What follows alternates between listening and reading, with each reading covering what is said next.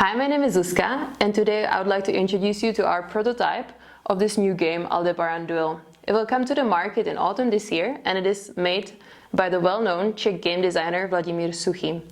It is a strategic game for players from 12 years and up. It can be played in about 1 hour, and is meant for 2 players, but it can also be played in a solo mode. The game is taking place in space, where you try to get the upper hand over your opponent by discovering new planets, colonizing them, getting mineral wealth, and building spaceships. This is all happening in 3 epochs. As you can see, you will find a lot of components in this game, namely the main game plan with 8 scales, the board of influence of the players in this universe, 3 decks of epoch cards, science cards, scoring boards, large number of round tokens and wooden pieces, and the game also contains special equipment for the solo mode. In each of the epochs, players take cards from the card pool according to the rules and lay them in front of them.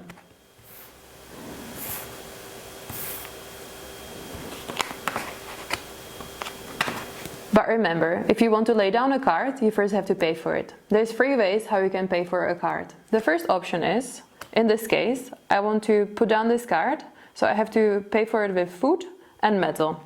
Remember, each card can be also used as a way of payment. So in this case, I'm going to pay with these 2 cards and lay them down and then discard them.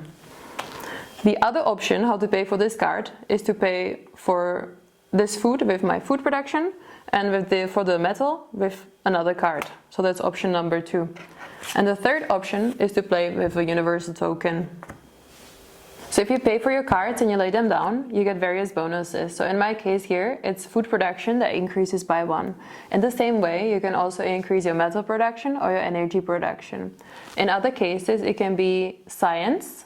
So if you play this card and you lay it down, you will increase your production on the scale of science. Or it can be, you can increase your military power if you choose to lay out this card. So you will move it up by 1. It can be also economical or it can be military.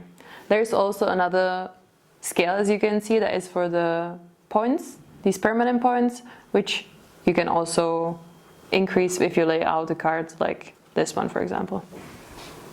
By laying out cards, you can also colonize planets. So in this case, when I lay out this card and I fill in all of its quarters, here it's yellow, gray, and a color I can choose, I get additional bonuses for each of the cards that I put in there, and also an additional bonus for finishing the planet. There's another option, and that is adding a colony ship to the planet, which again gives you extra points. After each completed epoch, the player with the dominance on the influence board gains direct victory points according to the board's marks. Additionally, after the first and second epoch, you play one of these science cards, which gives you extra gains. After the third epoch, the players not only count their points from the board of influence, but they also see who won in each of the productions, and then count their points based on these scorecards that give them extra bonuses. We also look at each of the planets being colonized and getting extra points for that. We're looking at colony ships and spaceships as well. Now the game ends, and the player who built the best civilization in space wins.